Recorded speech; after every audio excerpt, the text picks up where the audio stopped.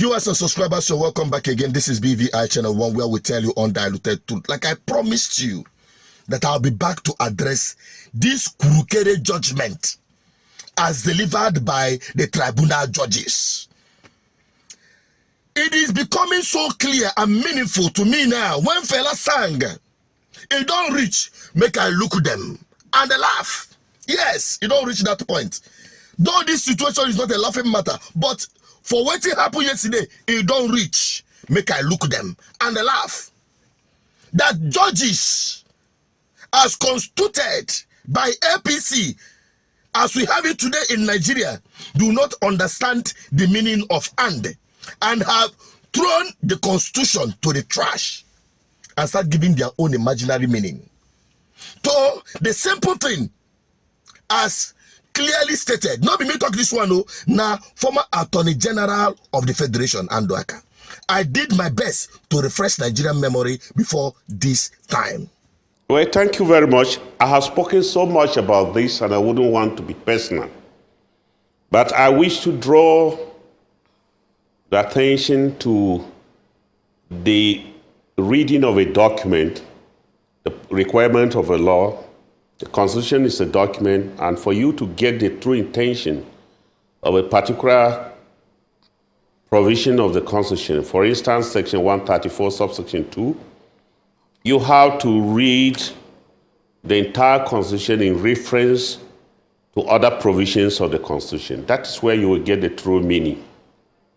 Today, I don't want to specifically talk about Section 134, subsection 2, but to give you other background provisions that if you want to construe that provision, you must also have to look at them to give you what you are looking for. First, let's look at the Constitution itself, Section 1 and 2. And Section 1 said Nigeria should be a federation consisting of the state and the federal capital. That is the beginning. Should be a federation consisting of states and federal capital. That appeared there. If you go back to the sections, Section 3 of the Constitution, it went ahead to list the 36 states of the Federation by name.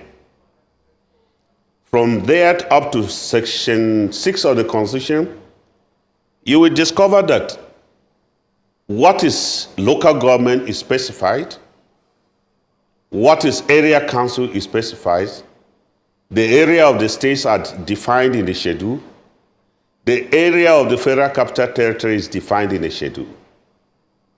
So you will know that there's no mix up of what is federal capital or what is state, because they are specifically mentioned, and the rules of interpretation is that what is specifically mentioned in the Constitution or in a document, what is not mentioned is excluded.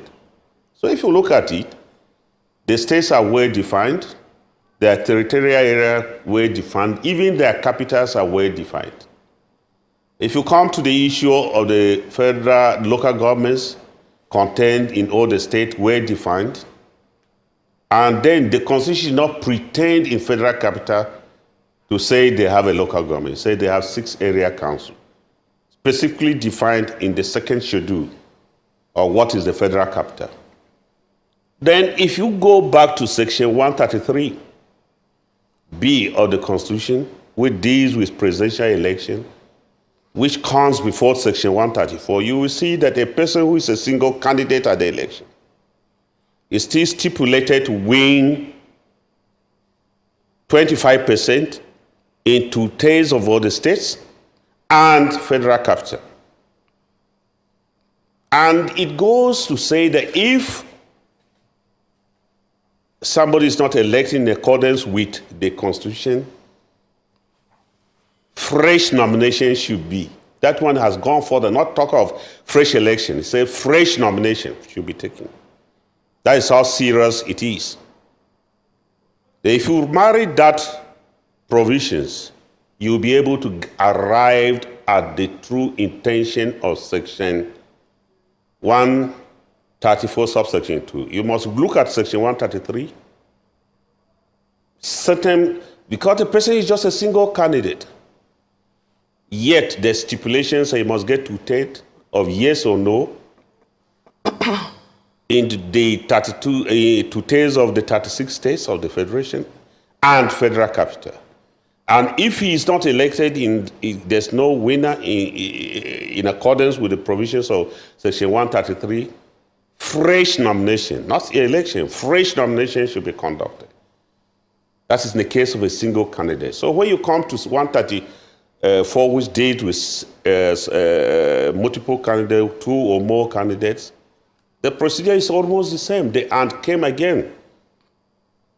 Where it's being argued, maybe rightly or wrongly, that Section 299 makes the federal capital a state. I'm afraid where something is specifically mentioned, where defined, I don't think importation or that kind of interpretation may be appropriate. But that is still left to be resolved by the aspect. But assuming you don't look at that, 299, and equate it, you will see the special nature of the federal character, because there is also specified that the president should act as if he's a governor. And therefore, one may be tempted as the federal capital is created, given a special nature. And if you look at it literally, if he's deemed to be a governor, Section 176 subsection 2 of the requirements of winning 2/3 must have applied. But here the Constitution stipulated it should only be 25%. I thought that is the more proper consideration, because if you are saying it's a state, then the issue of requirement of winning to the federal capital by 2/3 as specified in the governorship election will arise. But I don't think that's what is the import of the Constitution. Good. He said it. The Nigerian Constitution stated it clearly that Nigeria will be constituted of 30 states and the federal capital territory. And the federal capital territory didn't say 37 states. The FCT is not considered as a state by the Nigerian Constitution.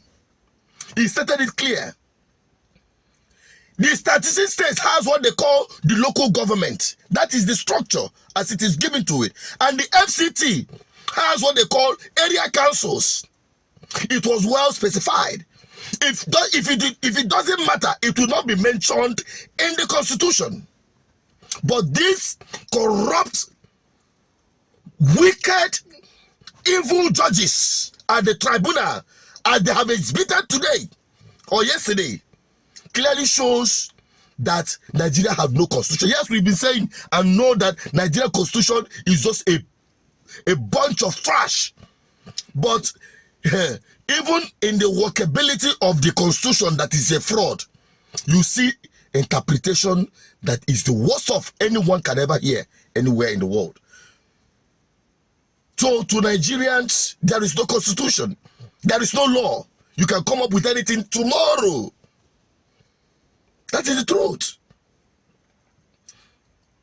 You say 25% is not, that Abuja is not a special, they do not have any special place. Why was it mentioned if it is not special?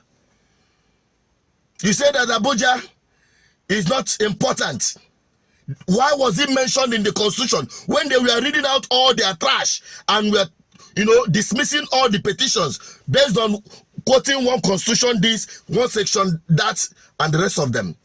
It got to the 25%, they didn't even mention the constitution at all.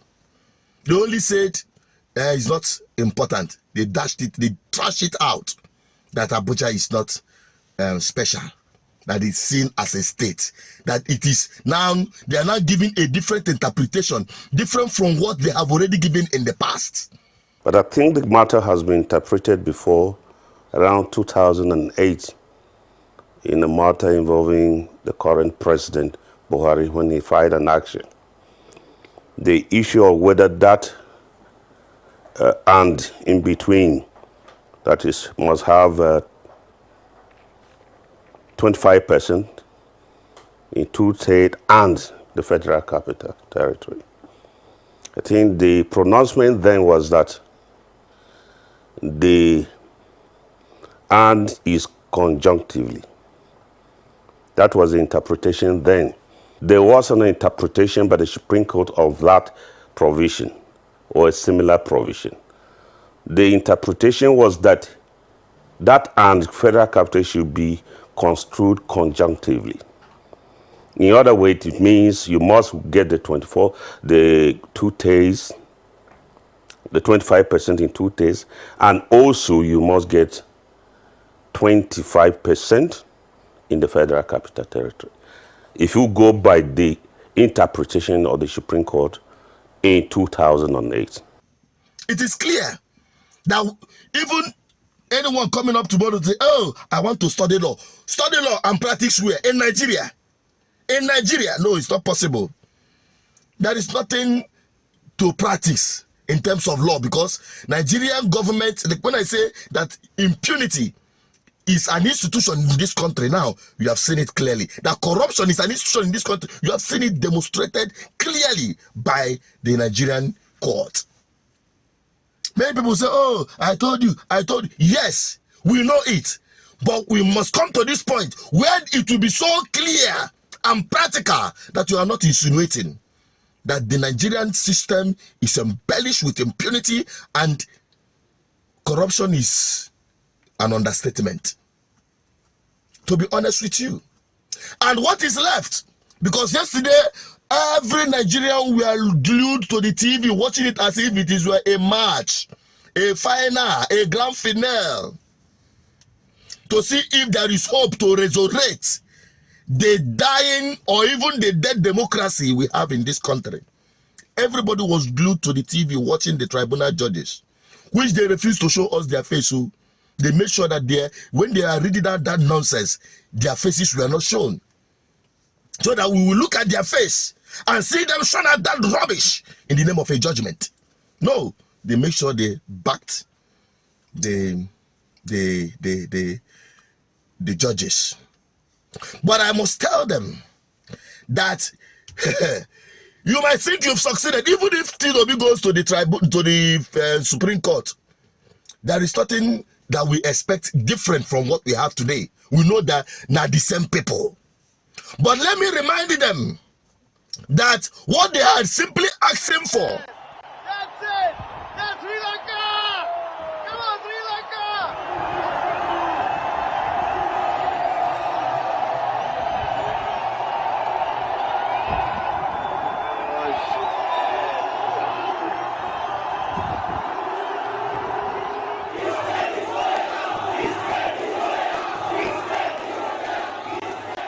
Bam! That is what they are asking for. The Sri Lanka treatment. They are asking for Nigerians to take their country back. With the way they are going about it, Nigerians may not have any other option than to overrun them. Imagine if just about 20% of Nigerians head to Abuja and overrun the entire Aso Rock. Just 20 million Nigerians. So just 20 million Nigerians. You can imagine them march towards Aso Rock. I'm just giving you a tip of an iceberg, because by the time you push Nigerians to the wall, don't expect them not to don't expect any fallback. To be honest with you, that is where this whole thing is heading to, because even those who are expecting the military to take over, me, I'm not a preacher of military dictatorship or coup, because Nigerian military are no better. They are not better. We know the antecedent they laid in this country. We know their history. Especially now, what you have today, many of them in the hierarchy or even the ranks and file are so corrupt. Nigerians generally, the whole thing is just a big mess. But that doesn't mean that there are no exceptional ones. Both at the judiciary, both at the military, both among Nigerians generally, there are exceptional ones and the masses who are suffering. By the time these people wake up and say enough is enough, There will be no hiding place for these few individuals that have held Nigerian people to ransom. That have held Nigerian people to ransom. By the time their cup is full and overflowing, there will be no hiding place. Now, advice I say, make I advise them, because time is ticking.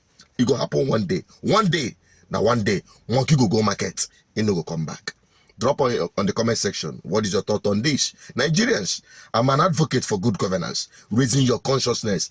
By the time you realize that you are a victim of this country and wake up to fight for your freedom, true freedom, my dear, pray from now to the next generation. Nothing will ever happen for good. Let me just hold it on there. Share this video to everyone. I'm signing out from here. Subscribe for more videos. Bye-bye.